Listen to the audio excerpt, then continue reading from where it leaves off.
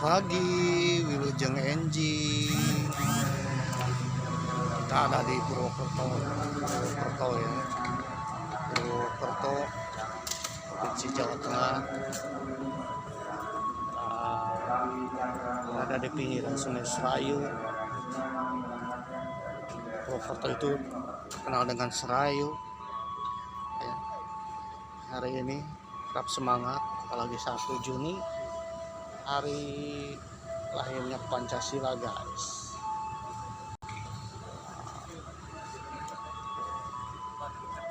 Suasana Purwokerto sedang ya sejuk-sejuknya ya. Oke. Inilah suasana stasiun Purwokerto. Kita lagi cari sarapan, guys. Saya jadi sarapan. Oke. Perjalanan epik tanah Jawa dan kereta rel. Memang berada di stasiun Purwokerto. Tubuhku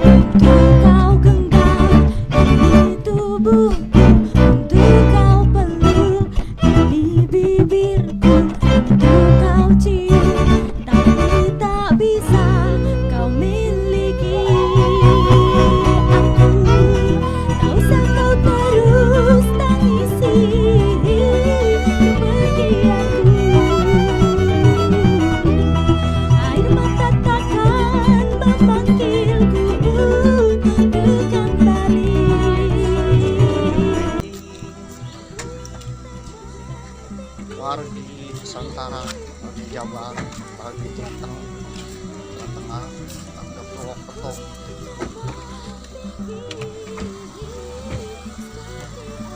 Kita sudah sampai di stasiun Purwokerto. Aduh, ayo turunin itu deh, yuk. Kereta dan silakan untuk jalur 4 kereta api Kamandaka dengan jadwal keberangkatan pukul 5 lebih 10 menit akan segera kami berangkatkan. Atas nama PT Kereta Api Mana kartunya? 50 tahun mengucapkan terima kasih atas kepercayaan Anda yang telah menangkan jasa layanan kereta api. Mohon semoga perjalanan Anda dan sampai jumpa di jalan berikutnya. Kereta api Kamandaka 17 Kokoski untuk melakukan kereta akan segera kami berangkatkan dari Oh ini, silakan.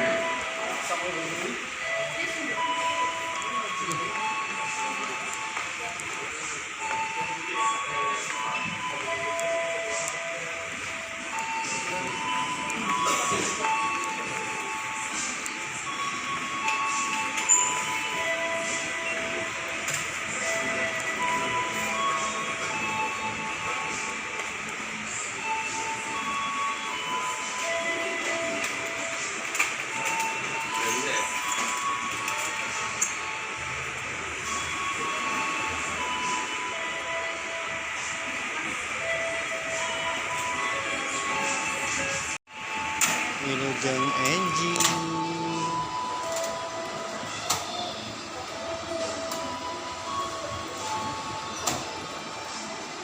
Poin apa?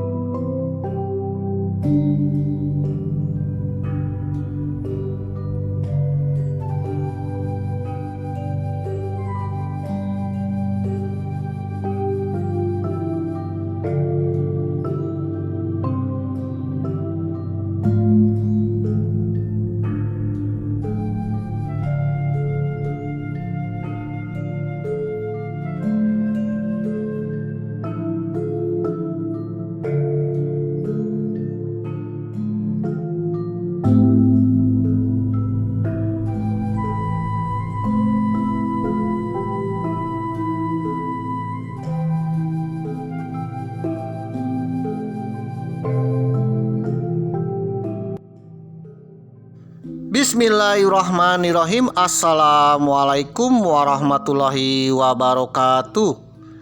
Om Swastiastu, Namo Buddhaya, salam kebajikan. Om Santi Santi Om, Sampurasun, Sugeng Rawu, Ken kabari, pakabar dulur-dulur baraya, warga negara Indonesia. Tetap semangat, mudah-mudahan kita semua dapat keberkahan, sehat-sehat selalu, dan mudah-mudahan dilancarkan rezeki. Amin.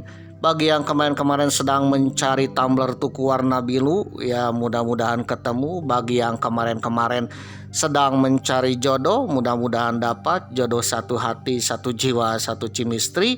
Dan mudah-mudahan saja ya, ternyata jodoh kita adalah CEO yang sedang menyamar. Amin. Atau mertua kita adalah CEO yang sedang menyamar. Amin. Oleh karena itu mudah-mudahan kita kecipratan jadi CEO ya, Bang Cio pemirsa. Waduh, amin.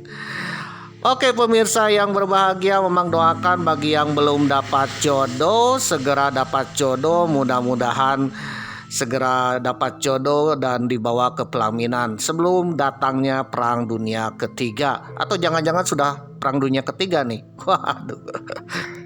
Takutnya kalau sudah perang dunia ketiga itu KUA dan juga cateringnya tutup pemirsa. Waduh.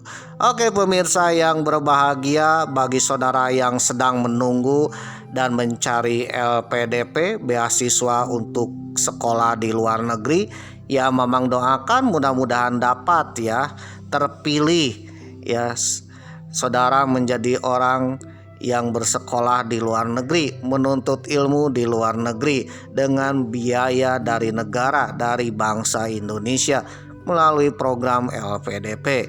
Dan ingatlah ya, bagi saudara yang mendapatkan program LPDP, bersekolahlah dengan baik ya, dan juga harus pulang ke tanah air, membantu dan membangun bangsa Indonesia, membangun negeri ini menjadi negeri yang makmur, sejahtera, tentram, adil, dan mudah-mudahan menjadi negeri superpower pemirsa. Karena kemajuan bangsa dan negara kita ada di tangan saudara yang mungkin saja sedang mencari ilmu di luar negeri. Jangan sampai kalau sudah lulus malah pindah dan menjadi warga negara asing pemirsa. Waduh, pindah ke UK, waduh, pindah ke Amerika pemirsa, waduh, bahkan menjadi tentara Amerika. Waduh, saudara kalau sudah dapat ijazah ya dari biaya negara, biaya rakyat Indonesia, darah keringat pajaknya rakyat Indonesia, malah saudara pingin pindah ke negara lain. Waduh, kalau zaman dahulu itu ibaratnya adalah si malin kundang pemirsa, dan harus dikutuk menjadi batu pemirsa. Waduh, ya mudah-mudahan saja jadi batu ya, jadi patung seperti patung Pancoran pemirsa. Waduh. Oleh karena itu marilah kita berdoa kepada Tuhan Yang Maha Esa, mudah-mudahan apapun keinginan kita, keinginan saudara ingin jadi CEO, ingin dapat beasiswa LPDP atau ingin jadi presiden, ya marilah kita berdoa, mudah-mudahan doa kita dikabulkan oleh Tuhan Yang Maha Esa. Karena yang mengabulkan adalah Tuhan Yang Maha Esa. Mudah-mudahan apapun keinginan kita dikabulkan oleh Tuhan Yang Maha Esa. Amin. Hello guys, apa kabar guys? Ubur-ubur ikan lili guys. Episode ke-83 perjalanan Epi ke Tanah Bromo li. Mamang sedang berada di Kota Purwokerto, Provinsi Jawa Tengah. Di kaki Gunung Slamet, lembah Sungai Serayu, ya, dekat dengan rumahnya Kades Alkaf pemirsa. Waduh, cintaku bertepuk sebelah tangan, cemburu bukan alasan. Ya, memang doakan ya, mudah-mudahan Kades Alkaf ya menjadi gubernur Provinsi Jawa Tengah. Amin. Oke guys, episode ke-83 perjalanan Epi ke Tanah Bromo. Kalau saudara baru datang ya di episode ke-83 pasti bertanya, Mang Bromonya mana? Bromonya sudah lewat pemirsa. Waduh, episode kemarin pemirsa. Waduh. Sekarang tinggal dedeknya pemirsa. Waduh. Oleh karena itu bagi saudara yang baru datang di episode ke-83 perjalanan Epi ke Tanah Bromo, Mamang sarankan dan harapkan tontonlah episode sebelumnya ya, supaya saudara tahu ya perjalanan Epi ke Tanah Bromo, tahu secara kronologis dan juga memahami gaya konten Mamang ya, karena gaya konten Mamang ini agak lain ya. Bisa dipahami kalau saudara menonton dari awal pemirsa. Waduh, kalau menontonnya di tengah-tengah apalagi mau menjelang akhir, waduh, akan pusing puyeng 7 keliling pemirsa, seperti si setan Yahoo yang lagi pusing ya. Negerinya Amsyong ya. Waduh, dicong-cong rudal hipersonik pemirsa. Waduh, bahkan tiap malam disatroni pemirsa. Waduh, bahkan kembang apinya gemerlap sekali pemirsa. Waduh, bisa-bisa ya negeri Israel tinggal kenangan pemirsa. Waduh, bisa-bisa tahun depan negeri Israel kembali ke zaman batu ya. Waduh, masyarakatnya kembali ke gorong-gorong, kembali ke bawah jembatan di tiap negara Eropa pemirsa. Waduh, oleh karena itu saudara harus hati-hati ya, jangan sampai mereka datang ke rumah saudara ya dan menganggap rumah saudara adalah rumah nenek moyangnya 3000 tahun yang lalu. Waduh. Oleh karena itu yang baru datang supaya tidak pusing sepusing sistan Israel. Netanyahu Israel, waduh, atau sepusing ketika didatangi Bang Emo, waduh. Oleh karena itu saudara tontonlah episode sebelumnya ya, Mamang sudah cantumkan di link deskripsi pemirsa. Oke pemirsa yang berbahagia, episode ke-83 perjalanan Epi ke Tanah Bromo. Waduh, tak terasa 83 ya. Waduh. Mamang sudah berada di stasiun Purwokerto, Kabupaten Banyumas, Kota Purwokerto, Provinsi Jawa Tengah. Pagi hari setelah sholat subuh pemirsa. Waduh, Mamang keliling-keliling di sekitaran stasiun Purwokerto dan akan mencari sarapan MBG pemirsa. Waduh, namun sebelum sarapan MBG ya, Mamang akan mencetak dulu tiket pemirsa. Tiket kereta api Serayu pagi untuk pulang ke Provinsi Haji Udin pemirsa. Provinsi Jawa Barat ya. Ketika episode ke-83 ini Provinsi Jawa Barat sedang dipimpin oleh gubernur gubernur kita ya, Bapak Aing Kang Deddy Mulyadi. Ya, mudah-mudahan Kang Deddy Mulyadi menjadi pemimpin Nusantara le. Amin. Jadi tinggal selangkah lagi pulang ke kota Tasikmalaya. Oke pemirsa yang berbahagia, Mamang tadinya mau agak lamaan ya di Kota Purwokerto. Konon semakin lama tinggal di Kota Purwokerto semakin berumur panjang pemirsa. Waduh, bagi yang patah hati semakin sembuh ya, semakin merayakan patah hatinya. Waduh, alias kesembuhan. Ya ternyata kota ini adalah penyembuh obat patah hati pemirsa. Patah hati macam-macam ya, ditolak cinta, tak dapat kursi DPRD, waduh, tak terpilih jadi kades, waduh, ya, atau ditolak oleh janda pemirsa. Maaf, saudara penasaran dengan kota ini, kota obat untuk patah hati ya, atau dikenal dengan gayanya slow living? Waduh, Mamang sudah bahas di episode kemarin pemirsa. Tontonlah episode ke-80 pemirsa. Waduh.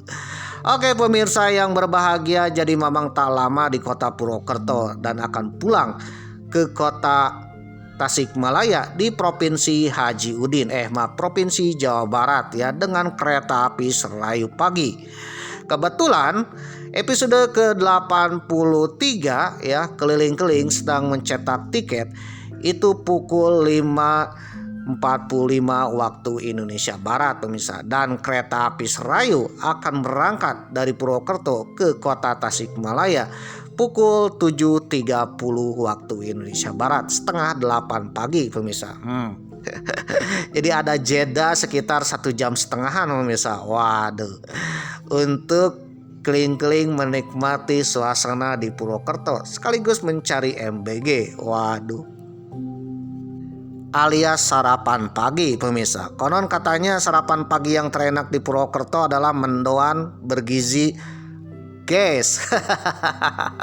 MBG mendoan pemirsa ya, nasi kuning pakai mendoan. Oh, mantap sekali pemirsa. Saudara kalau belum tahu mendoan, waduh, datanglah ke Purwokerto. Mendoan khas Purwokerto ya, bukan sekedar goreng tempe tapi mantap men. Oke pemirsa yang berbahagia, Mamang akan mencari sarapan dulu pemirsa di sekitaran kota Purwokerto dengan menghirup udaranya, suhu udaranya, napas udaranya Gunung Slamet pemirsa.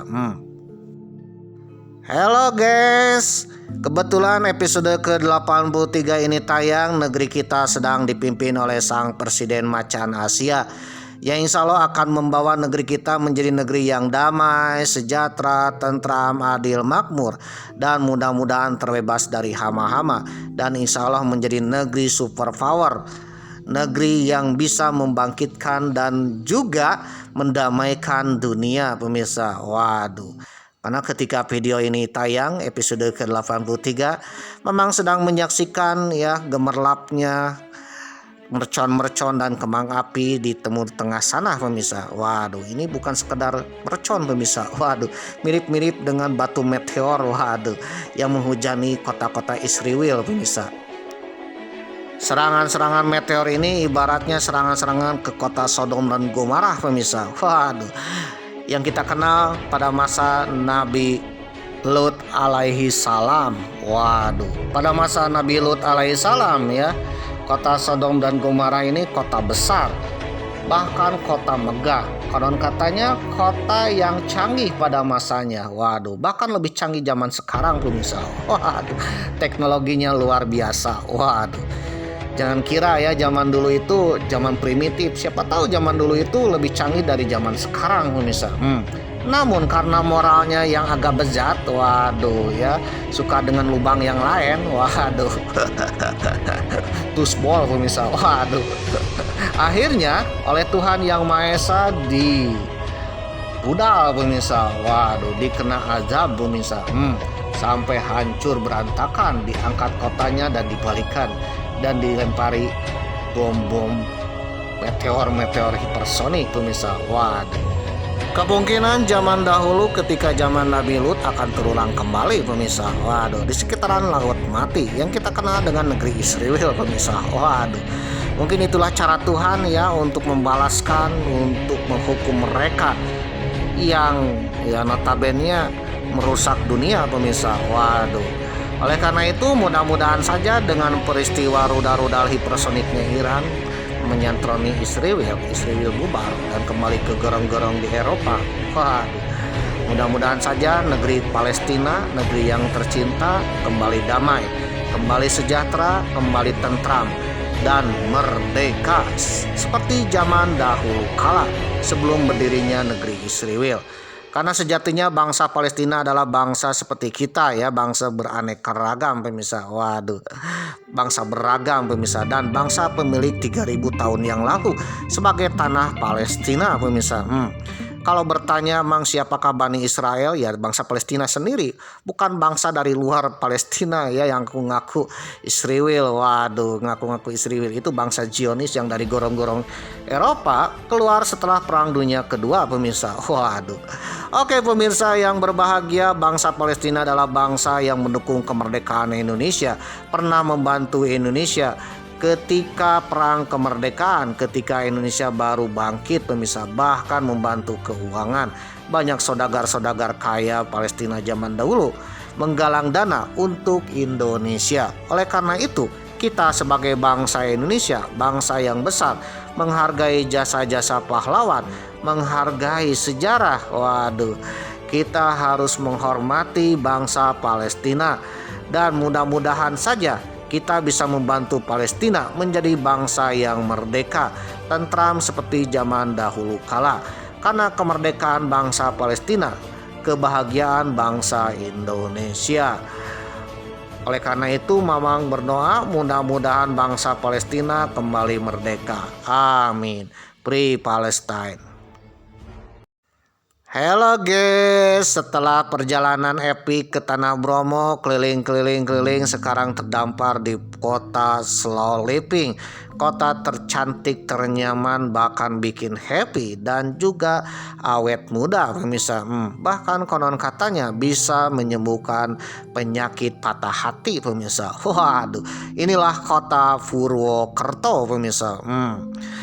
Nah, stasiun Purwokerto pagi hari benar-benar ramai sekali pemirsa. Bahkan menginjak pukul 6 ya, stasiun Purwokerto benar ramai. Salah satu kereta yang berangkat pagi hari dan paling pagi adalah kereta api Kamandaka pemirsa. Jurusan Purwokerto ke Semarang. Konon katanya dari Cilacap ya. Cilacap, Purwokerto, Semarang pemirsa. Waduh. Dari Purwokerto ke Semarang pemirsa. Insya Allah Mamang akan naik ya kereta api Kamandaka, mungkin dari episode atau perjalanan epik yang lainnya pemirsa. Khususan untuk sekarang fokus ke rumah Mamang di kota Tasikmalaya, Provinsi Haji Udin pemirsa. Provinsi Jawa Barat ya. Naik kereta api Serayu pemirsa. Waduh. Oke pemirsa yang berbahagia, berbicara tentang Kamandaka nih, Raden Kamandaka. Mungkin bagi orang Purwokerto tak asing ya dengan nama Kamandaka, bahkan menjadi salah satu legenda pahlawan dari tanah Purwokerto, karena beliau adalah seorang pemimpin dari kerajaan Pasir Luhur pemirsa. Salah satu kerajaan yang ada di Purwokerto, kerajaan besar. Memang sudah bahas tentang Pasir Luhur di episode kemarin, episode ke-82 pemirsa. Ternyata Kamandaka adalah Prabu Siliwangi terakhir yang ternyata sudah masuk Islam pemirsa. Waduh. Dan beliau adalah pamannya dari Sunan Gunung Jati, penyebar agama Islam di tanah Jawa Barat pemirsa. Waduh. Dan kisah uniknya, waduh, mirip-mirip dengan drama Cina pemirsa, Dracin. Dimana beliau ternyata CEO yang menyamar pemirsa ya, anak-anak presiden yang menyamar. Waduh, anak presiden direkturnya Jawa Barat, direkturnya Sunda Pajajaran, putra Prabu Siliwangi yang menyamar bak layaknya CEO yang sedang menyamar. Waduh.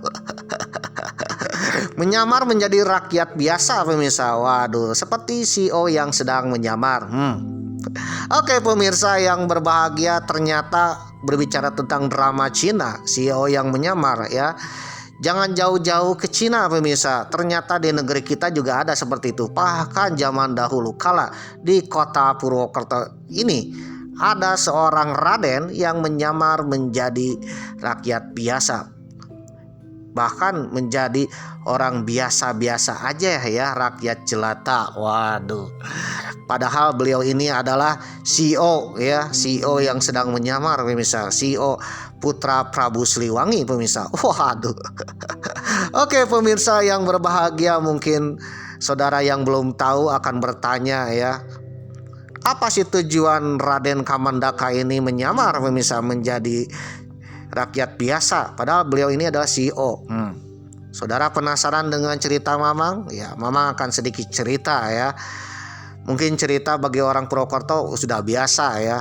Tapi bagi saudara yang penasaran dengan cerita gaya Mamang tentang Kamandaka, saudara boleh tonton sampai tamat. Siapa tahu bermanfaat, dan Mamang pun akan berdoa siapapun yang menonton sampai tamat episode ke-83 Di perjalanan epik ke Tanah Bromo ini tentang Raden Kamandaka, Mamang akan berdoa kepada Tuhan Yang Maha Esa. Mudah-mudahan saudara atau anak cucu cicit saudara menjadi orang terkaya, termakmur, tersukses. Siapa tahu saudara kelak akan menjadi CEO, atau setidaknya salah satu keturunan saudara ada yang menjadi pemimpin di Nusantara ini. Dan mudah-mudahan keturunan saudara orang-orang sukses semua. Amin. Mamang hanya berdoa, mudah-mudahan doa Mamang dikabulkan oleh Tuhan Yang Maha Esa. Bagi saudara yang tak suka dengan channel Mamang atau mungkin sudah tahu ceritanya atau membosankan, ya skip aja lah. Karena kuota internet saudara tak tercover dana antara, tak tercover dana hibah, tak tercover BPJS ya. Apalagi minta ke Mamang. Mamang aja kan mencari WiFi gratis ya. Mamang belum jadi CEO pemirsa, belum jadi presiden. Waduh. Oleh karena itu kuota internet saudara adalah milik saudara ya. Pergunakan dengan baik. Jangan sampai ya gara-gara menonton episode Mamang ke 83 ini ya cemberut pemirsa. Waduh, seperti wanita yang sedang patah hati pemirsa. Waduh. Oke pemirsa yang berbahagia, bagi saudara yang tak suka tinggal skip aja. Suka nonton, tak suka jangan nonton ya. Simpel dengan Mamang. Well, selain itu Mamang pun berbicara sesuai dengan sumber dan informasi yang Mamang dapatkan. Meskipun gaya menceritakan Kamandaka ini gaya Mamang ya. Waduh. Bagi saudara yang mempunyai pendapat sendiri, punya ya sumber yang mungkin agak lain dengan Mamang, kita sharing-sharing di kolom komentar ya.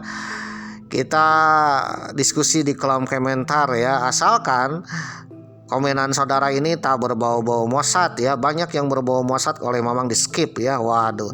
Tak berbau-bau Abu Randa yang bikin menggonggong, bikin keonaran di channel Mamang pemirsa. Waduh. Siapapun yang menggonggong seperti Abu Randa ya, atau bergaya-gaya company, gaya-gaya Mossad, gaya POC, waduh. Mamang sebagai admin otoriter ya. Pokoknya Mamang berbau-bau keonaran ya. Menurut feeling Mamang bau keonaran, Mamang akan skip. Karena channel Mamang ini channel yang penuh perdamaian, bukan bikin keonaran.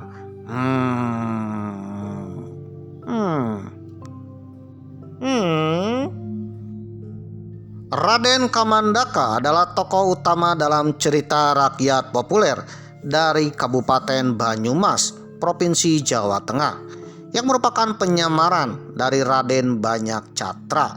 Beliau adalah CEO ya, putra dari Prabu Siliwangi kelima pemirsa dari kerajaan Pajajaran. Waduh.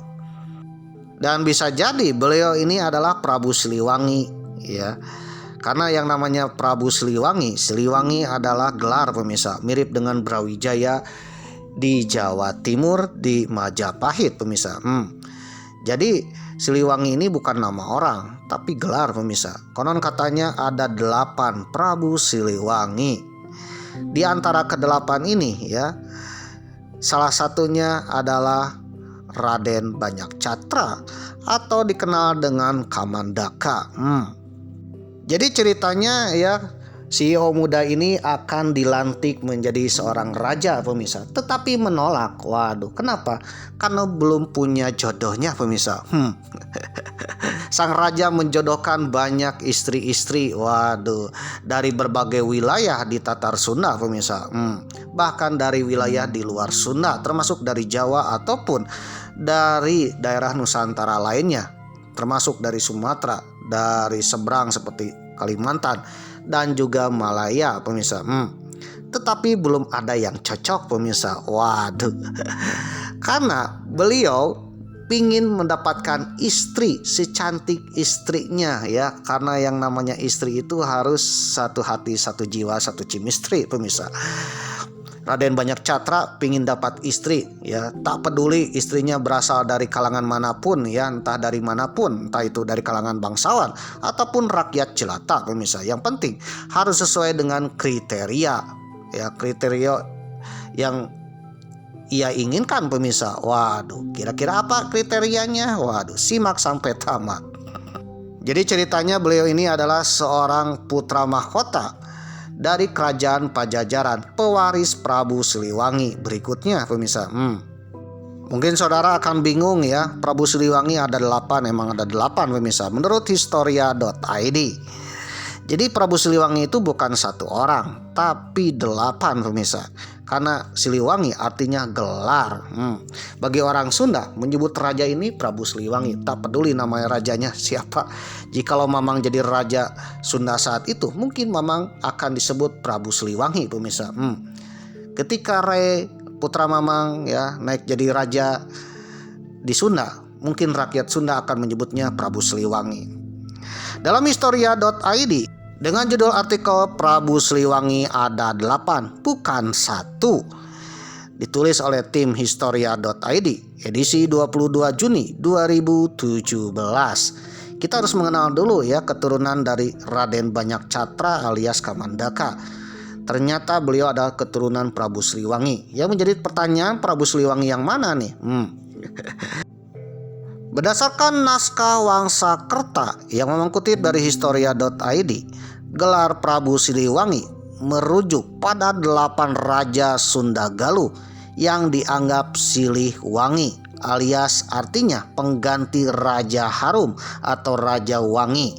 Jadi sebelum adanya gelar Prabu Siliwangi ada Prabu Wangi. Siapakah beliau? Beliau adalah Maharaja Linggabuana. Nah, penggantinya adalah Prabu Siliwangi gelarnya. Yang pertama, Prabu Siliwangi disematkan oleh putra dari Prabu Linggabuana, yaitu Mahaprabu Niskala Wastu Kencana. Beliau bergelar Siliwangi I. Lalu yang kedua adalah Prabu Dewa Niskala, pengganti Mahaprabu Niskala Wastu Kencana. Nah, Prabu Dewa Niskala ini ketika menjabat sebagai Prabu bergelar Prabu Siliwangi. Oleh sejarawan disematkan nomor 2, Prabu Siliwangi II.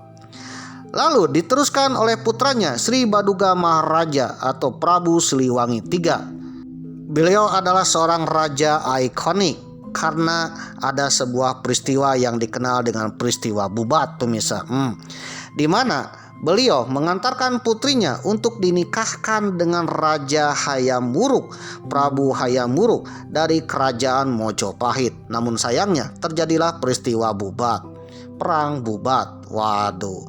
Dan beliau terbunuh di Jawa Timur pemirsa, di daerah ibu kota Mojopahit. Memang sudah bahas ya. Waduh. Lalu dilanjutkan oleh Prabu Siliwangi keempat bernama Prabu Surawisesa. Lalu dilanjutkan oleh Prabu Ratu Dewata atau dikenal dengan Jaya Dewata. Waduh. Nah, Prabu Jaya Dewata ini bergelar Siliwangi V. Lalu Prabu Ratu Sakti bergelar Siliwangi ke-6. Dilanjutkan oleh Prabu Ratu Nilakendra bergelar Siliwangi ke-7. Dan yang terakhir adalah Prabu Ragamulya atau dikenal dengan Prabu Surya Kencana bergelar Siliwangi ke-8. Khususon bagi Kamandaka atau Raden Banyak Catra, beliau adalah keturunan dari Prabu Siliwangi ke-5. Beliau adalah putra dari Ratu Dewata atau Prabu Jaya Dewata. Kebetulan Prabu Jaya Dewata menyatukan Sunda dan Galuh yang sempat terpecah pemirsa. Waduh, sekaligus kedatangan Islam ke tanah Sunda. Bahkan salah satu istri dari Prabu Jaya Dewata adalah seorang beragama Islam pemirsa. Dari Prabu Jaya Dewata inilah kelak akan lahir ya Sunan Gunung Jati pemirsa. Dan juga di sisi lain akan lahir ya Raden Kamandaka atau dikenal dengan Raden Banyak Catra yang di kemudian hari akan menjadi cerita di Purwokerto ini pemirsa. Waduh. Kalau berbicara sepak terjang Prabu Jaya Dewata ya, sebenarnya ada filmnya pemirsa, bahkan difilmkan, disinetronkan pemirsa. Waduh. Ternyata Prabu Jaya Dewata ini Prabu Sakti loh. Bahkan salah satu Prabu yang epik kalau diceritakan pemirsa. Waduh.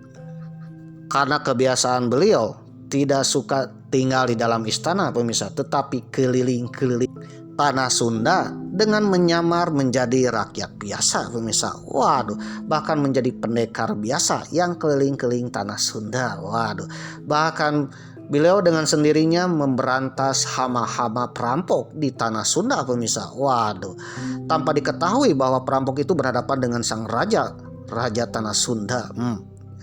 Nah, salah satu keturunannya adalah Raden Banyak Catra, pemirsa. Waduh, putra dari Raden Jayadewata, dari Prabu Jayadewata, Prabu Siliwangi kelima.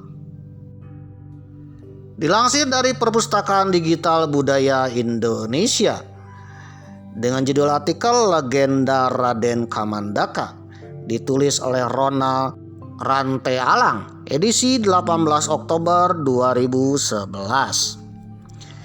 Di Jawa Barat atau Tanah Sunda, pada zaman dulu kala ada sebuah kerajaan Hindu-Buddha yang besar dan cukup kuat, yaitu berpusat di kota Bogor atau di Pakuan Bogor. Waduh, kerajaan itu adalah kerajaan Pajajaran. Pada saat itu raja memerintahkan yaitu Prabu Siliwangi kelima. Ya, kalau Prabu Siliwangi kelima kemungkinan adalah Prabu Jayadewata, pemirsa. Beliau sudah lanjut usia dan bermaksud mengangkat putra mahkotanya sebagai penggantinya. Prabu Siliwangi mempunyai 3 orang putra dan 1 orang putri dari 2 permaisuri. Wah, istri Raja Jan 2, pemirsa. Dari permaisuri yang pertama mempunyai 2 orang putra, yaitu Banyak Catra dan Banyak Ngampar. Keduanya adalah putra mahkota, dan putra mahkota akan disematkan kepada Raden Banyak Catra, pemirsa. Kalau orang Jawa bilang Banyak Cotro ya, waduh, Cotro ya Catra ya, ngapak ya Catra. Namun sewaktu Banyak Catra dan juga Raden Banyak Ngampar masih kecil, ibunya telah meninggal. Akhirnya Prabu Siliwangi pun ya menikah lagi, pemirsa, dengan permaisuri yang kedua, yaitu Kumudaningsih. Pada waktu Dewi Kumudaningsih diangkat menjadi permaisuri oleh Prabu Siliwangi, ia mengadakan perjanjian bahwa jika kelak ia mempunyai putra laki-laki, maka anaklah yang harus menggantikan menjadi raja di Pajajaran. Dari perkawinannya dengan Dewi Kumudaningsih, Prabu Siliwangi mempunyai seorang putra dan seorang putri, yaitu Raden Banyak Blabur dan Dewi Pamungkas. Dalam Babad Pasir Luhur disebutkan bahwa ibunya Raden Kamandaka atau Banyak Catra bernama Nyai Ambedkasi. Waduh. Sedangkan istri lainnya dari Prabu Siliwangi adalah Nyai Subang Larang. Beliau adalah keturunan seorang muslim, pemirsa. Waduh, wanita muslim asal Sunda yang menyebarkan agama Islam di tanah Sunda, dan nanti keturunannya adalah Sunan Gunung Jati, pemirsa. Bisa jadi yang dimaksud dengan Dewi Kumudaningsih adalah Nyai Subang Larang, pemirsa. Pada suatu hari, Prabu Siliwangi memanggil putra mahkotanya, Raden Banyak Catra dan Banyak Blabur, untuk menghadap. Maksudnya adalah Prabu Siliwangi akan mengangkat putranya untuk menggantikan menjadi raja di Pajajaran, ya, untuk menggantikan Prabu Siliwangi dan mengangkat Prabu Siliwangi berikutnya, karena dia sudah lanjut usia. Waduh. Namun dari kedua putra mahkotanya belum ada yang mau diangkat menjadi raja di Pajajaran. Waduh. Tuh ya, anak raja aja kalau diangkat menjadi raja nggak mau, pemirsa, kalau belum siap.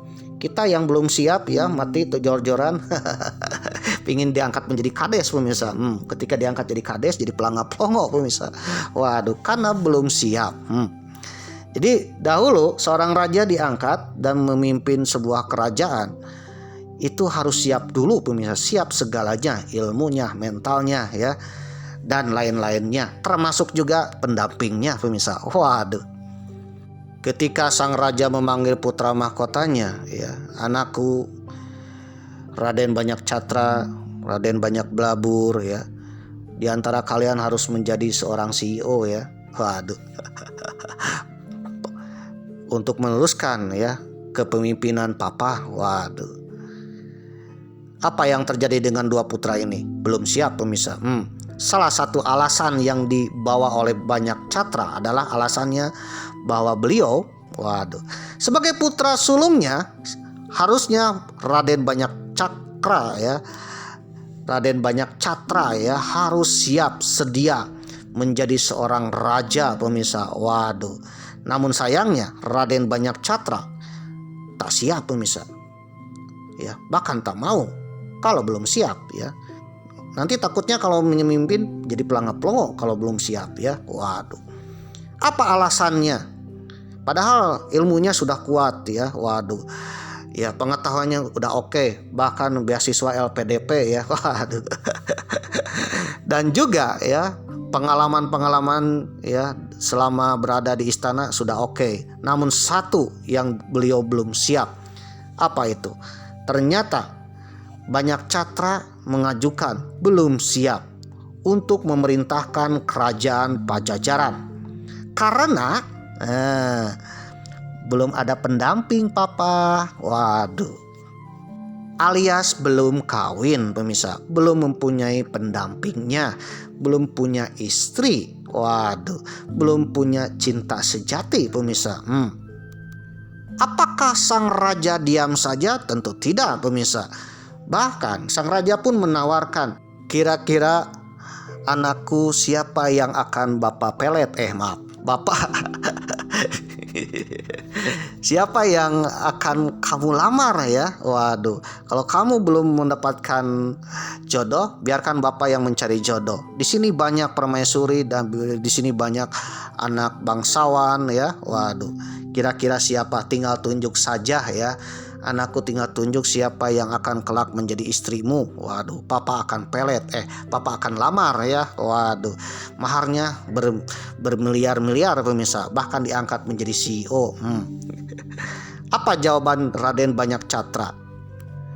Raden Banyak Catra mengatakan bahwa dia baru kawin akan menikah jika sudah bertemu dengan seorang putri yang parasnya mirip dengan ibunya. Mirip dengan ibunya. Terakhir Raden Banyak Catra melihat ibunya pada usia 6 tahun pemirsa. Dan kecantikan ibunya masih teringat-ingat ya, meskipun beliau pernah melihatnya pada usia 6 tahun. Jadi abang CEO ini ya akan mencari cintanya, putri permaisurinya ya, jodohnya harus sesuai dengan kriterianya, yaitu parasnya mirip ibunya. Ini gampang-gampang sulit pemirsa. Oleh karena itu Raden Banyak Catra meminta izin untuk meninggalkan kerajaan Pajajaran, pergi keliling-keliling dunia, siapa tahu mendapatkan jodohnya pemirsa.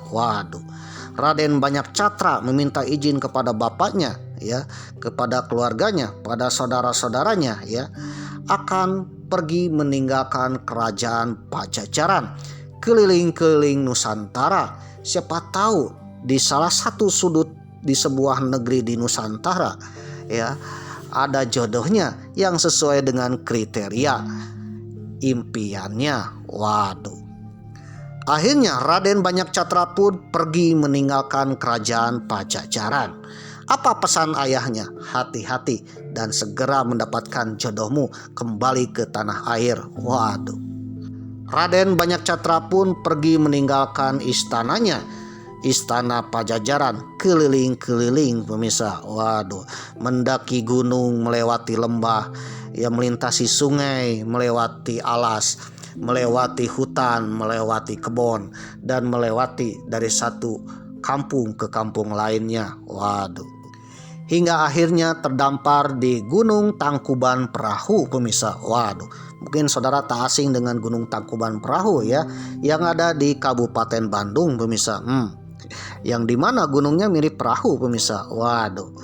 Beliau bertemu dengan seorang pendeta di Gunung Tangkuban Perahu bernama Ki Ajar Winarong, seorang pendeta sakti yang sudah banyak berpengalaman. Salah satu pengalamannya menaklukkan cinta pemirsa, menaklukkan cinta sejati dan menemukan jodohnya. Jangan-jangan ini pendeta ya pernah menjadi seperti Raden Kamandaka pemirsa. Waduh. Ketika Raden Banyakcatra bertemu dengan pendeta tersebut, akhirnya pendeta tersebut memberi nasihat kepada Raden Banyakcatra untuk menemukan cinta sejatinya. Waduh.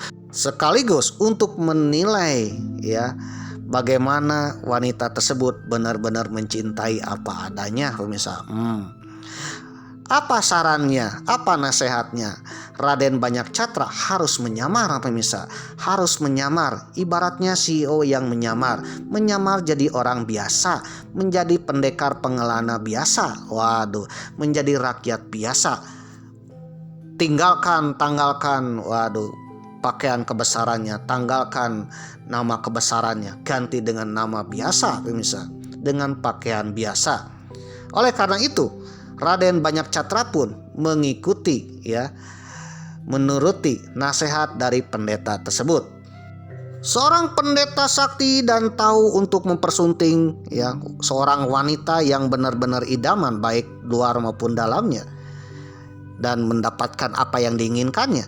Sang pendeta memberi syarat dan nasihat ya bahwa Raden harus melepaskan dan menanggalkan semua pakaian kebesaran dari kerajaan dan hanya memakai pakaian rakyat biasa. Waduh.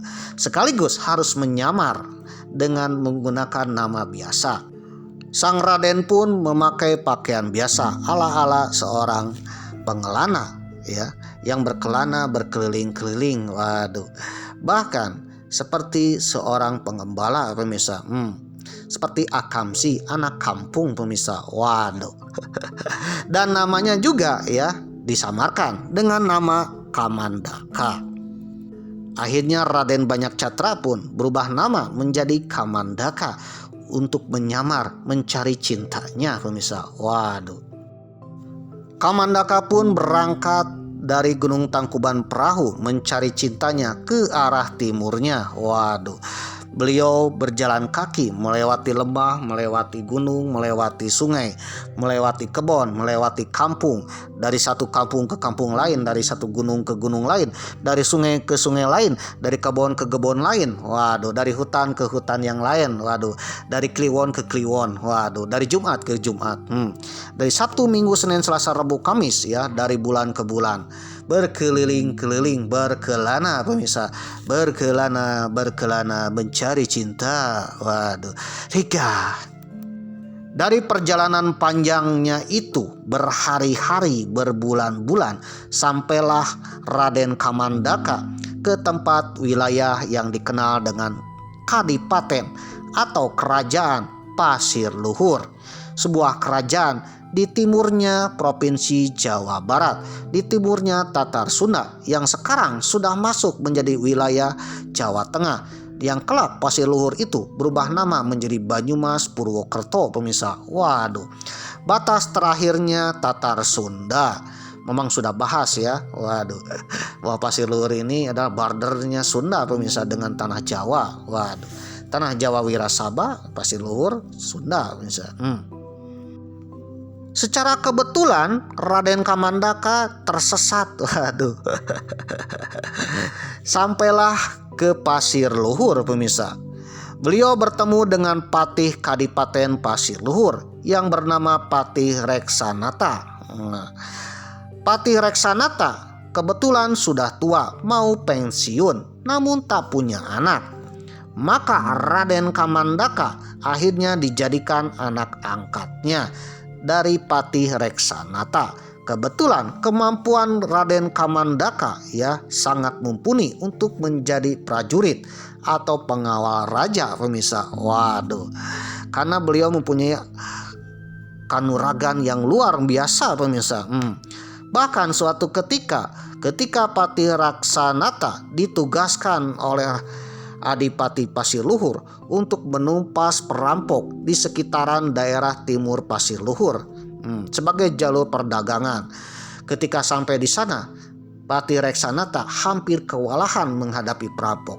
Namun datanglah seorang pendekar sakti yang tiba-tiba muncul ya dan membabi buta memberangus ya satu peleton hama-hama perampok dengan tangan kosongnya saktinya Raden Kamandaka. Nah, dari situlah bertemunya Raden Kamandaka dengan Patih Reksanata. Patih Reksanata tidak mengetahui bahwa Kamandaka ini adalah pewaris tunggal pemirsa, CEO ya. CEO dari Prabu Siliwangi pemirsa.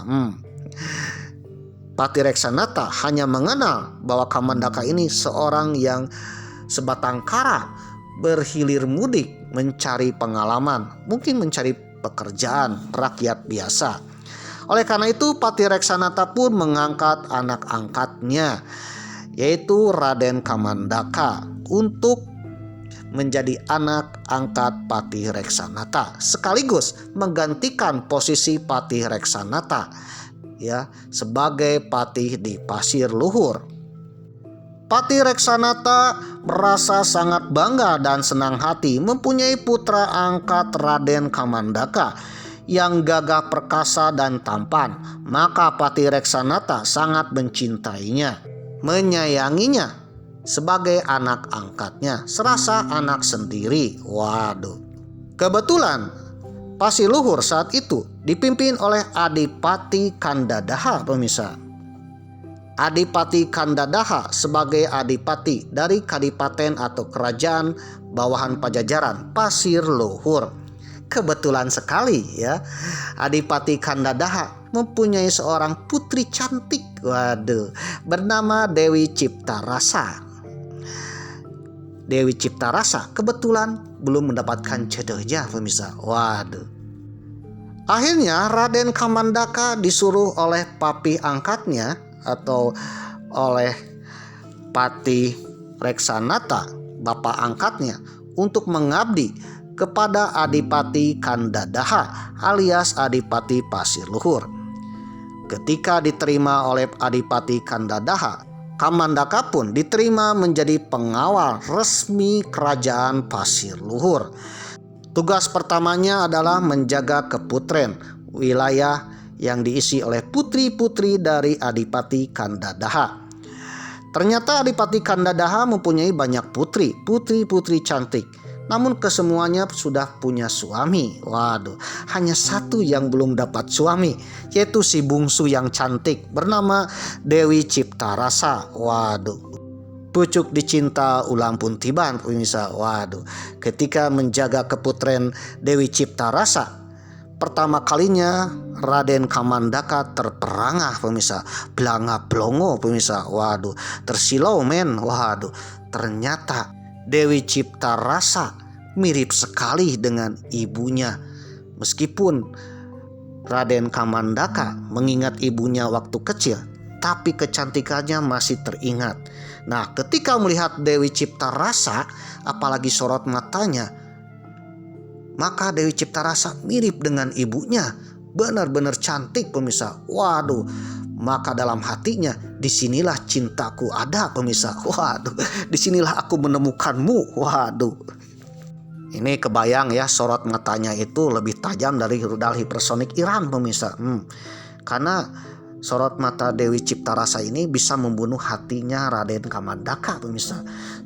Sekali ditatap oleh Dewi Ciptarasa, Raden Kamandaka mematung pemirsa, seperti patung Pancoran, atau patung pembebasan Irian Barat. Waduh, mematung pemirsa. Jadi ini yang papa cari. Waduh, ini yang saya cari pemirsa.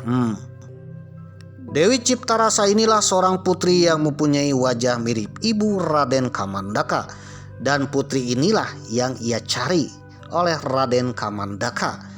Suatu kebiasaan dari Kadipaten Pasir Luhur bahwa setiap tahun mengadakan upacara menangkap ikan di Kali Logawa atau Sungai Logawa, dekat dengan Sungai Serayu pemirsa.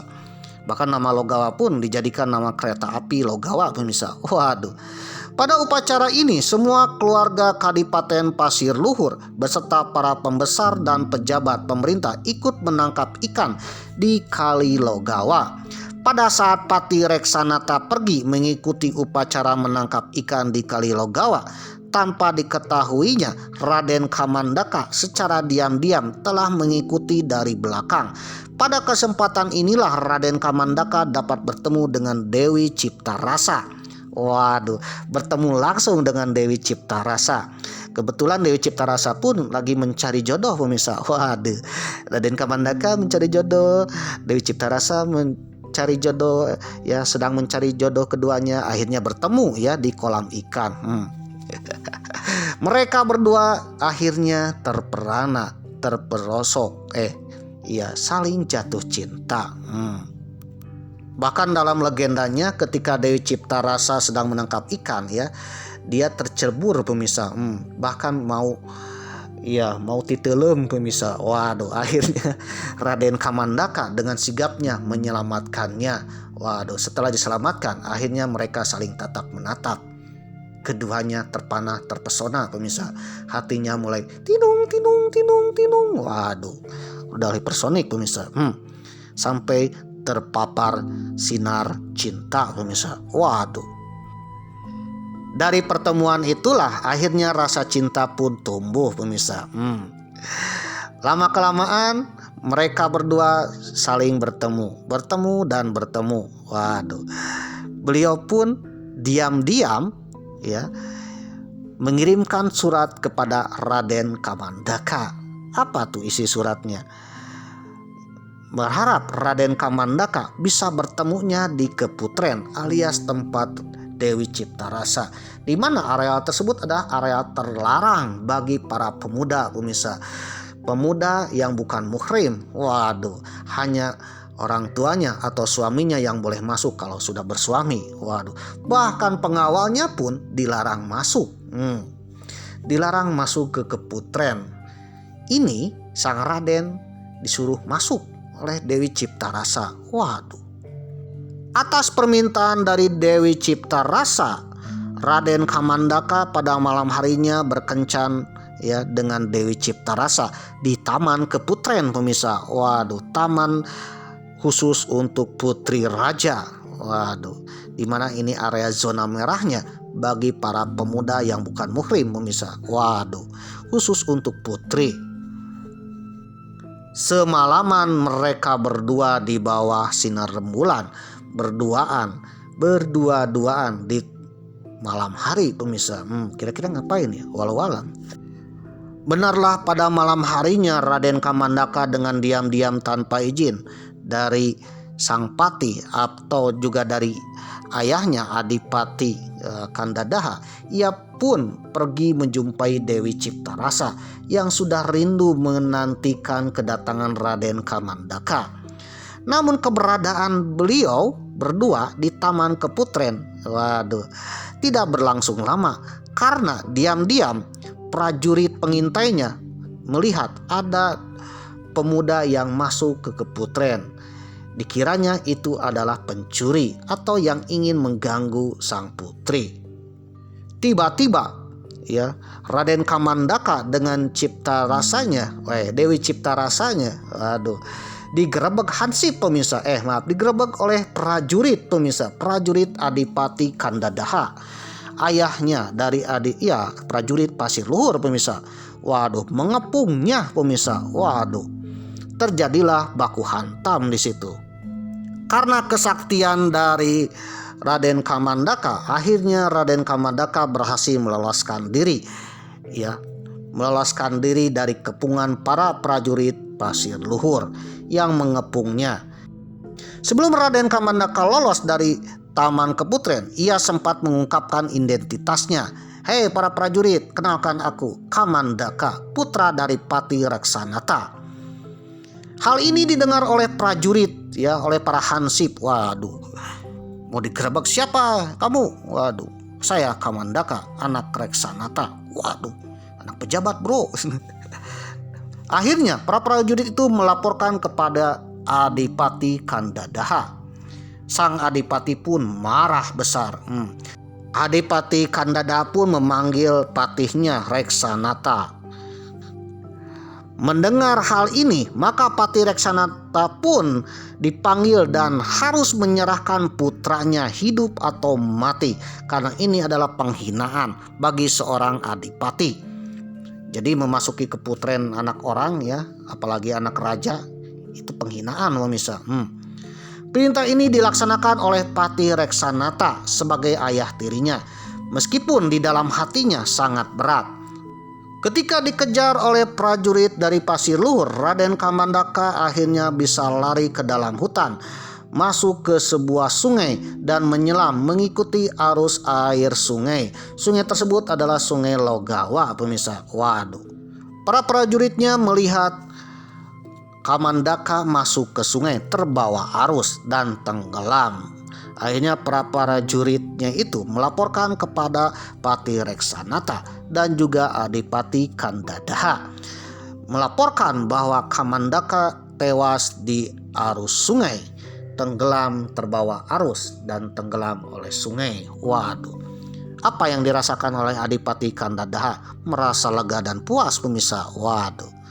Namun sayangnya di balik kesuksesan Adipati Kandadaha melenyapkan Kamandaka, putrinya di balik tirai menangis pemirsa.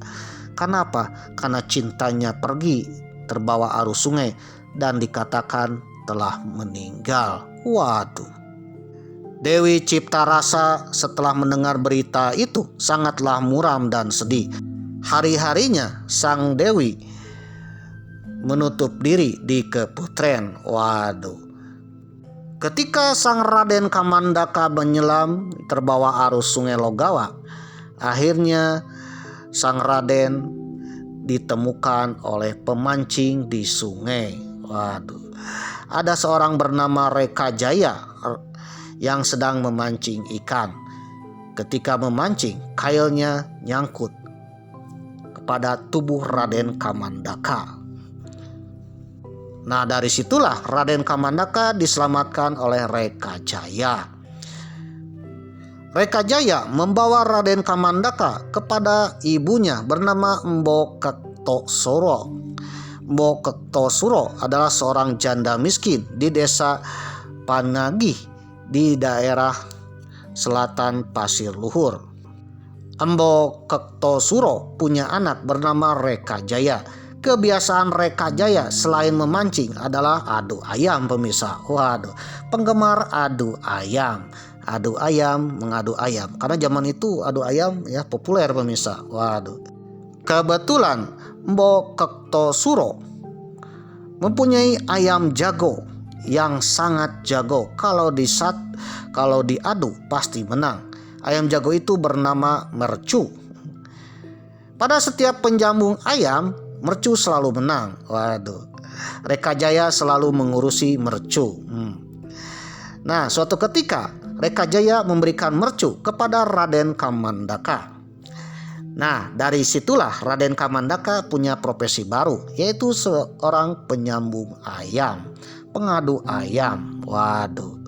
Raden Kamandaka selalu menang dalam pertandingan. Maka Raden Kamandaka menjadi sangat terkenal sebagai botoh ayam. Bobotoh ayam.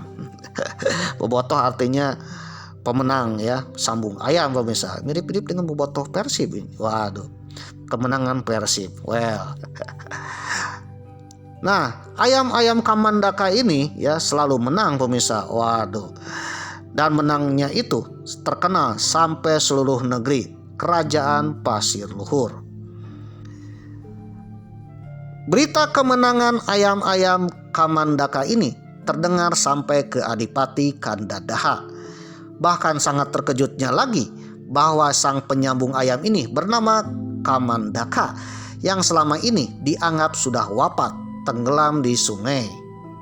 Adipati Kandadaha pun ya memerintahkan prajuritnya untuk menangkap dan membunuh Raden Kamandaka. Namun prajuritnya itu ketika akan menangkap Raden Kamandaka sang penyambung ayam, kali ini profesinya penyambung ayam pemirsa, sulit ditaklukkan. Banyak prajurit yang gagal menangkap Kamandaka. Karena gagal menangkap Raden Kamandaka, Adipati Kandadaha pun mengadakan sayembara kepada jawara-jawara di seluruh negeri. Siapa yang berani menangkap Kamandaka hidup atau mati akan mendapatkan hadiah. Waduh, karena Kamandaka bagi Kandadaha adalah hama pasir luhur pemirsa. Waduh, dimana dulu pernah masuk ke keputren putrinya pemirsa. Waduh. Pada saat kekacauan itulah datanglah seorang pemuda dari barat. Pemuda ini bernama Silihwarni. Silihwarni datang dari arah barat, dari Pajajaran. Beliau adalah anak biasa, seorang pemuda tampan, seorang pemuda biasa, pengelana pemirsa. Ya mirip-mirip Kamandaka kemarin pemirsa. Waduh, pengelana pemirsa dari jauh. Karena mendengar ada sayembara, Silihwarni pun ikut terjun memburu Kamandaka. Permohonan itu diterima oleh Adipati Kandadaha, di mana jikalau Silihwarni berhasil membunuh Kamandaka akan diangkat menjadi pati, pengganti Pati Reksanata yang sudah tua. Untuk membuktikannya itu, ia harus membawa darah dan hati Raden Kamandaka sebagai bukti bahwa Kamandaka sudah terbunuh. Hal yang unik, sebenarnya Silihwarni adalah nama samaran. Mirip dengan Kamandaka, nama samaran. Nama asli dari Silihwarni adalah Raden Banyak Ngampar, adik dari Raden Kamandaka, adik dari Raden Banyak Catra. Nah, Raden Banyak Ngampar diutus oleh Prabu Siliwangi untuk mencari kakak kandungnya untuk segera kembali ke istana untuk diangkat menjadi raja. Nah, dalam pencariannya itu adik kandungnya Raden Banyak Catra ini menyamar menjadi orang biasa, menjadi jawara biasa, petualangan biasa, backpackeran menjadi orang biasa pemirsa yang keliling-keliling negeri. Dan namanya pun berubah menjadi Silihwarni pemirsa. Waduh. Jadi Silihwarni ini menyamar untuk mencari kakaknya. Sampai akhirnya Silihwarni pun terdampar di Pasir Luhur. Ketika sampai di Pasir Luhur, melihat berita ada sayembara untuk membunuh Kamandaka. Waktu itu Silihwarni tidak tahu bahwa Kamandaka adalah kakak kandungnya pemirsa. Waduh. Silihwarni ditugaskan oleh Prabu Siliwangi untuk mencari kakak kandungnya supaya kakak kandungnya pulang ke tanah air. Nah, sang ayah Prabu Siliwangi menyembatkan keris pusakanya yaitu kujang. Keris kujang ini bernama keris kujang pamungkas sebagai senjata untuk Silihwarni berjaga-jaga di perjalanan pemirsa. Beliau menyamar bernama Silihwarni dan berpakaian seperti rakyat biasa karena dia mendengar berita bahwa kakak kandungnya juga menyamar di suatu tempat. Maka dia pun pergi ke suatu tempat berkeliling-keliling mencari jejak kakak kandungnya. Terakhir kakak kandungnya itu mengarah ke arah Kadipaten Pasir Luhur. Maka Silihwarni pun pergi ke Pasir Luhur. Sesampainya di sana ada sayembara untuk memburu orang yang menjadi buronan Pasir Luhur, yaitu Raden Kamandaka. Silihwarni pun menyaru juga menjadi seorang penyambung ayam. Maka wajahnya pun ditutupi dengan brewok-brewoknya misal. Waduh. Akhirnya kedua orang Silihwarni dan Kamandaka bertemu di arena sambung ayam pemirsa. Waduh. Silihwarni menyaru menjadi sambung ayam untuk menangkap Kamandaka. Begitu juga Kamandaka menyaru menjadi bobotoh ayam supaya tidak ditangkap oleh pasukan Pasir Luhur pemirsa. Waduh. Terjadilah arena sambung ayam. Kedua sambung ayam ini bertarung di arena. Sambung ayam milik Silihwarni dan sambung ayam milik Kamandaka. Pertarungan Sambung Ayam ini benar-benar ramai pemirsa. Waduh. Suatu ketika Kamandaka yang fokus mengamati pertarungan Sambung Ayam, tiba-tiba Siliwarni menusuk dari belakang. Tanpa disadari oleh Raden Kamandaka, tiba-tiba Siliwarni menikam pinggang Raden Kamandaka dengan kujang pamungkasnya. Karena luka goresan keris itu, darah pun keluar dengan deras. Namun karena ketangkasan Raden Kamandaka, ia pun dapat lolos dari bahaya. Dan tempat ia dapat lolos itu disebut dengan desa Brobosan, yang berarti ia dapat lolos dari bahaya. Jadi ada toponiminya pemirsa. Waduh. Konon desa ini kenapa disebut Brobosan? Karena artinya lolos dari bahaya. Waktu itu Kamandaka lolos dari bahaya, hampir terbunuh oleh adik kandungnya sendiri yang kebetulan saat itu tidak mengenal. Siliwarni tidak mengenal Kamandaka itu kakak kandungnya. Begitu juga dengan Kamandaka tidak mengenal adiknya itu. Waduh. Karena luka semakin deras mengeluarkan darah, maka ia pun istirahat sebentar di suatu tempat. Maka tempat itu dinamakan Brancan. Larinya Raden Kamandaka terus dikejar oleh Siliwarni dan prajuritnya. Pada suatu tempat, Raden Kamandaka dapat menangkap anjing pelacaknya dan kemudian tempat itu diberi nama Desa Karanganjing. Desa di mana Raden Kamandaka membunuh anjing Siliwarni. Raden Kamandaka pun terus lari ke arah timur dan sampailah pada Jalan Buntu, dan tempat ini ia memberi nama Desa Buntu. Pada akhirnya Raden Kamandaka sampailah di sebuah gua yang kita kenal dengan Goa Jati Jajar. Di dalam gua itu Kamandaka bersembunyi dari kejaran Siliwarni. Namun Siliwarni terus mengejar. Sampailah Siliwarni ke mulut gua. Dengan anjing pelacaknya, Siliwarni mengetahui di dalam gua itu ada Kamandaka. Kemudian Siliwarni pun dari mulut gua berseru menantang Raden Kamandaka. Setelah mendengar tantangan Siliwarni, Raden Kamandaka pun menjawab. Ia mengatakan identitasnya. Waduh. Bahwa ia adalah putra dari kerajaan Pajajaran bernama Raden Banyak Catra. Tak disangka juga ternyata Siliwarni pun terkejut. Siliwarni pun mengatakan identitasnya juga, bahwa ia pun putra dari kerajaan Pajajaran bernama Raden Banyak Ngampar. Akhirnya dari kata-kata sautan itulah Raden Banyak Catra dan Raden Banyak Ngampar bertemu kembali pemirsa. Waduh. Mereka akhirnya berpelukan dan memberikan pesan kepada kakaknya supaya kakaknya segera pulang ke Pajajaran karena ayahnya menunggu lama di sana. Namun Raden Kamandaka alias Raden Banyak Catra belum mau pulang sebelum mendapatkan cintanya, yaitu Dewi Ciptarasa. Nah, oleh karena itu akhirnya Raden Kamandaka dan Siliwarni alias Raden Banyak Catra dan Banyak Ngampar akhirnya membuat siasat kembali untuk mendapatkan cintanya. Waduh. Sekarang berkoalisi dengan adiknya pemirsa. Siliwarni pun akhirnya membunuh anjing pelacaknya dan mengambil darah dan jantungnya. Siliwarni pergi ke Adipati Kandadaha dan melaporkan bahwa Raden Kamandaka mati pemirsa. Dan ini buktinya, jantung dan darahnya. Padahal itu adalah jantung dan darah anjing pelacaknya pemirsa. Waduh.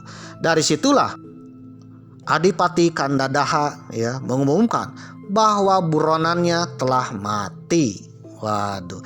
Diumumkan ke seluruh negeri bahwa buronannya bernama Raden Kamandaka yang berani masuk ke dalam istana Keputren telah mati pemirsa, dibunuh oleh Siliwarni. Siliwarni pun diangkat oleh Adipati Kandadaha menjadi patih pengganti Patih Reksanata. Adipati Kandadaha pun tidak mengetahui bahwa Siliwarni adalah bosnya pemirsa. Waduh, alias pangeran mahkotanya Pajajaran pemirsa. Waduh. Raden Kamandaka pun bertapa di Goa Jati Jajar tersebut.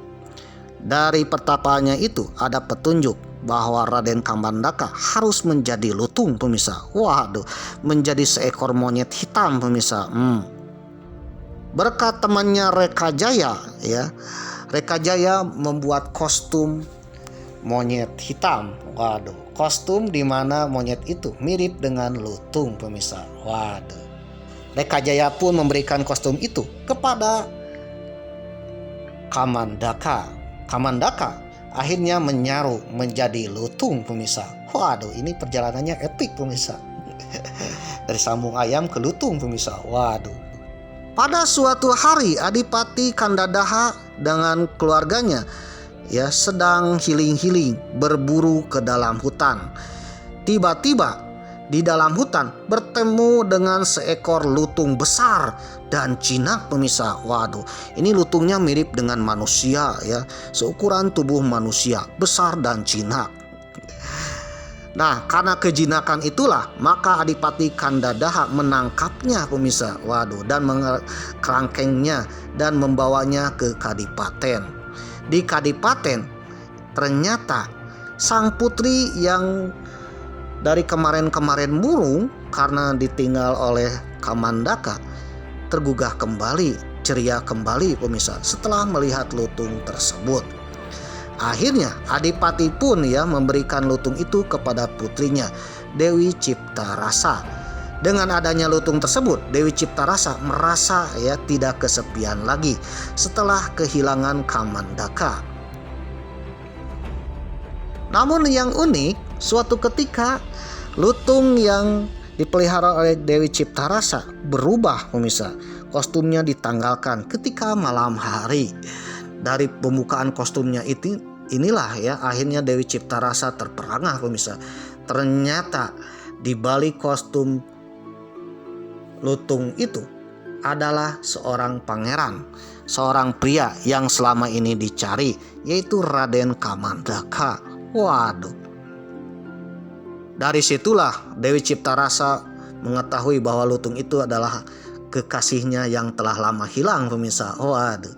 Nah, untuk menutupi jejak dari pantauan ayahnya, maka Kamandaka akan menanggalkan kostum lutungnya ketika malam hari. Kalau siang hari memakai kostumnya itu kembali menjadi lutung. Waduh. Lutung yang akan berubah menjadi Kamandaka kalau malam hari pemirsa, dan akan kembali menjadi lutung kalau siang hari. Alkisah, ada sebuah kerajaan di selatan Pasir Luhur bernama Nusa Kambangan atau Nusa Tembini yang dipimpin oleh Prabu Pulebahas. Memang sudah bahas ya Prabu Pulebahas. Waduh.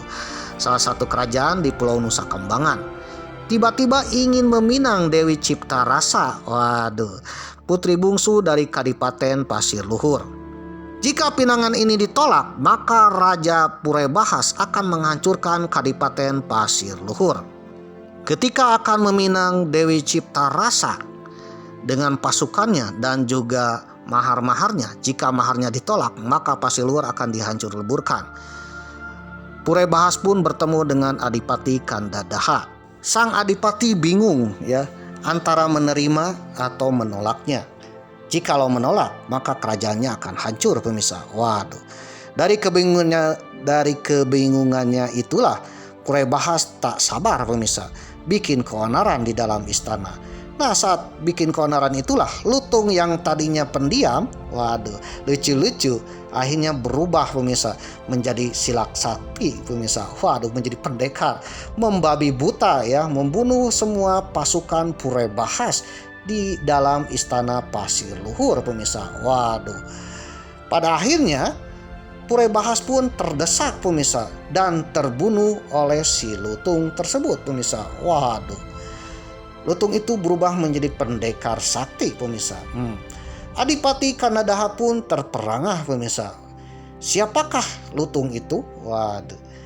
Setelah membunuh Pulebahas, lutung itu kemudian membuka kostum, membuka bulu-bulunya pemirsa, membuka pakaiannya, waduh, pernak-perniknya. Seorang manusia yang selama ini diincar. Beliaulah adalah Raden Kamandaka. Adipati Kandadaha pun terperangah lagi pemirsa. Waduh, katanya sudah mati, ini masih hidup. Waduh. Begitu juga dengan Siliwarni yang saat itu diangkat menjadi pati di Pasir Luhur. Siliwarni dan Kamandaka akhirnya membuka identitasnya bahwa keduanya adalah pangeran dari Pajajaran, putra mahkota CEO, pewaris tunggal pemirsa dari Pajajaran. Waduh. Alangkah terkejutnya juga Adipati Kandadaha. Ternyata dua orang ini adalah bosnya. Waduh, dua orang ini adalah pangeran dari Pajajaran. Dan saat itu posisi politik Pasir Luhur di bawah Pajajaran pemirsa, alias provinsinya Pajajaran, kadipaten atau raja bawahan Pajajaran. Otomatis dua orang itu, Raden Banyak Catra alias Kamandaka dan Raden Banyak Ngampar alias Siliwarni, keduanya adalah pangeran dari Pajajaran yang harus dihormati oleh Adipati Kandadaha. Maka dari itulah Adipati Kandadaha akhirnya merestui Kamandaka menikah dengan Dewi Ciptarasa. Singkat cerita, setelah Dewi Ciptarasa menikah dengan Kamandaka atau Raden Banyak Catra, Raden Banyak Catra malah diangkat menjadi raja di Kadipaten Pasir Luhur. Sedangkan Pajajaran diserahkan kepada adiknya dari istri Prabu Siliwangi yang lain, yaitu dari istrinya Nyai Subang Larang bernama Raden Kiang Santang pemirsa.